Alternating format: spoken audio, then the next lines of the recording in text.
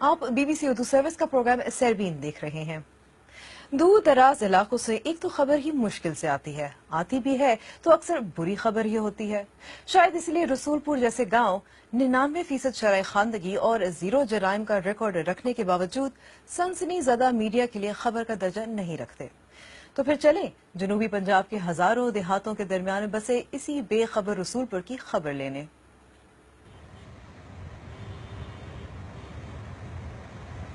کراچی سے پشاور کی سمت انڈس ہائی وے کے 800ویں کلومیٹر پہ آپ کو دائیں جانب ایک بورڈ دکھائی دے گا، رسول پور۔ سرسری گزر جائیں تو معمولی سا گاؤں، دھیرے دھیرے دیکھیں تو بہت کچھ عام ڈگر سے ہٹا ہوا۔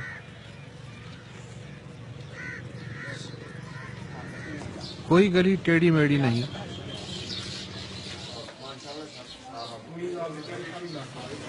کوئی کوچہ بے نام نہیں۔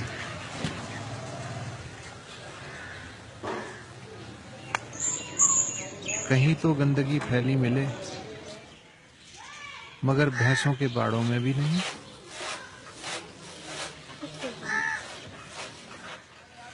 بچے بچیاں جوق در جوق اسکول جاتے ہیں، مگر اس میں بھلا کیا خاص بات ہے؟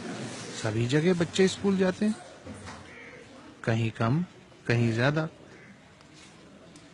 لیکن رسول پور یوں الگ ہے کہ یہاں والے اقوام متحدہ کی یہ تعریف نہیں مانتے کہ خواندہ انسان وہ ہے جو صرف حروف تہجی لکھ اور پڑھ کے دستخط کر سکتا ہو۔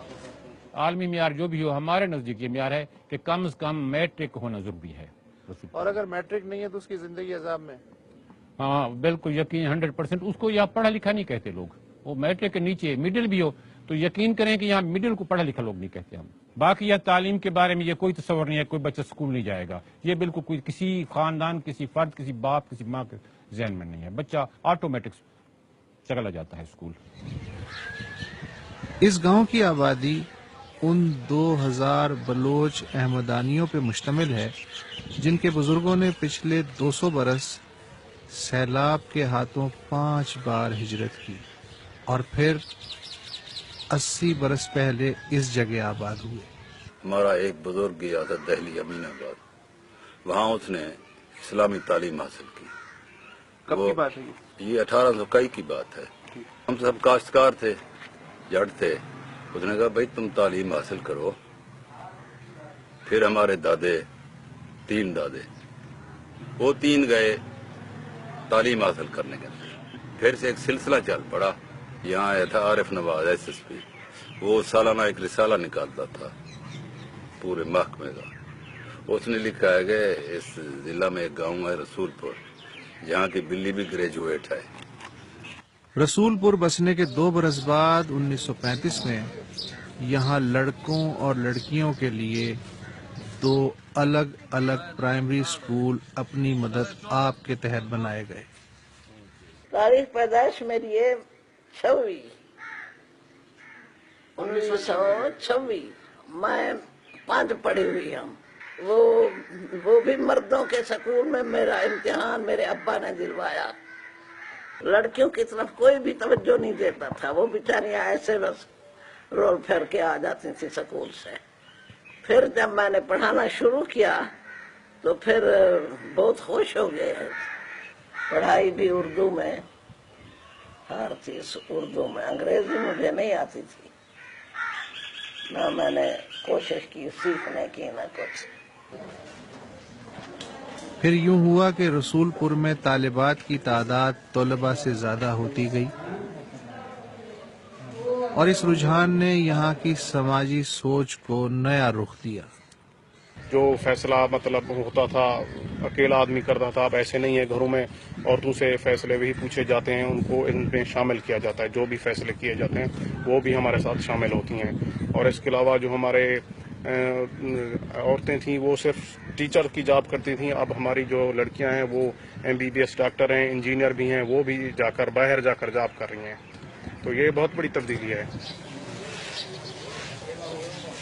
اس سب کے باوجود رسول پور والوں کے کچھ اپنے ہی سماجی ضابطے ہیں۔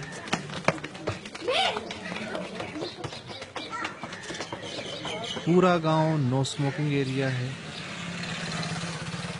چائے تک کا کھوکا نہیں، کوئی غیر آدمی یہاں زمین بھی نہیں خرید سکتا۔ ہاں، اگر وہ زیادہ ریٹ بھی لگائے گا تب بھی نہیں ملے گی اسے۔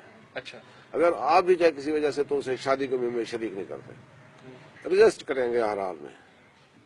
نئی بھی باہر سے آتا ہے، کپڑے بھی باہر سے استری ہوتے ہیں۔ جو بھی دوسرا آدمی یہاں پر کاروبار کیا نا، وہ بھی کوئی ہم اس پر راضی نہیں ہوئے، اس نے کوئی نہ کوئی ایسی غلط کام کیے کہ ہمیں اسے اٹھانا پڑا۔ 14 برس قبل جب میں پہلی دفعہ رسول پور گیا تو کسی کے پاس اسلحہ نہیں تھا۔ اب لوگ ہتھیار رکھتے تو ہیں مگر بلا وجہ لہراتے نہیں ہیں۔ اتنے سال سے 1933 سے ہمارا گاؤں آباد ہے، اب تک ہمارے کسی بھی گاؤں کے لڑکے پر، مرد پر، عورت پر کوئی FIR نہیں ہے۔